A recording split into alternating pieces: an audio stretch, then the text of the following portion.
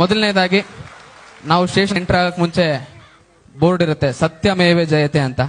ಆದ್ರೆ ದುಡ್ಡು ಕೊಟ್ರೆ ಇಲ್ಲಿ ಸತ್ಯ ಹೋಗಿ ಸುಳ್ಳಿಗೂ ನಿಜ ಆಗುತ್ತೆ, ಸುಳ್ಳು ನಿಜ ಸತ್ಯ ಆಗುತ್ತೆ. ಅದಾಗ್ತದೆ. ಈ ರಾತ್ರಿ ಟೈಮಲ್ಲಿ ಈ ಹೋಟ್ಲು ಬೇಕರಿಗಳಲ್ಲಿ ಕಾಕಿ ಬಟ್ಟೆ ಹಾಕೊಂಡು ಅದಕ್ಕಿರೋಂತ ರೆಸ್ಪೆಕ್ಟ್ ಬಿಟ್ಟು ಹೋಗಿ 10 ರೂಪಾಯಿ 20 ರೂಪಾಯಿ ಹೋಗಿ ಇಸ್ಕೊಂತಾರೆ. ಅದೊಂದು ಮೇನ್ ಸಂಗತಿ. ಯಾಕಂದ್ರೆ ನಾನು ಡೈಲಿ ದಿನನಿತ್ಯ ನೋಡ್ತಾ ಇದ್ದೀನಿ. ಯಾವುದೇ ಸ್ಟೇಷನ್ಗೆ ಹೋದ್ರೆ ಒಂದು PVC ಪೊಲೀಸ್ ವೆರಿಫಿಕೇಶನ್ ಸರ್ಟಿಫಿಕೇಟ್ ಬೇಕಂದ್ರೆ ಲಂಚ ಕೊಡಬೇಕು.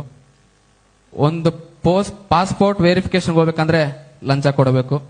ಯಾವುದೇ ರೀತಿ ಒಂದು ವಸ್ತು ಕಳುವಾಗಿದೆ ಅದು ಸಿಕ್ಕಬೇಕು ಅಂದ್ರೆ ಸಿಕ್ಕಿದ್ರೆ ಅದಕ್ಕೆ ಸಿಕ್ಕಾದ ಮೇಲೆ 5,000 ಕೊಡು, 10,000 ಕೊಡು. ಇದು ನಡೀತಾ ಇದೆ. ಪ್ರಧಾನಿ ಮಂತ್ರಿಗಳು ಮತ್ತು ರಾಷ್ಟ್ರಪತಿಗಳಿಗೆ ಬ್ರೈಬ್ ಬಗ್ಗೆ ಕರ್ನಾಟಕ ಪೊಲೀಸ್ ಡಿಪಾರ್ಟ್ಮೆಂಟ್ ಮೇಲೆ ಒಂದು ಲೆಟರ್ ಪಾಸ್ ಮಾಡಿದ್ದೆ. ಅದೇ ರೀತಿಯಾಗಿ ಅದು ನಮ್ಮ ಬೊಮ್ಮನಹಳ್ಳಿ ಸ್ಟೇಷನ್ ವಿಭಾಗ ಬಂದಿತ್ತು.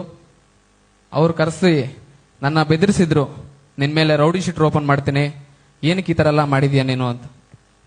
ಏನಾಗಿದೆ ಅಂದ್ರೆ ಸಾರ್ವಜನಿಕರಲ್ಲಿ ಏನಾರ ಪ್ರಶ್ನೆ ಮಾಡೋದೇ ತಪ್ಪಾಗಿದೆ ಇವಾಗ.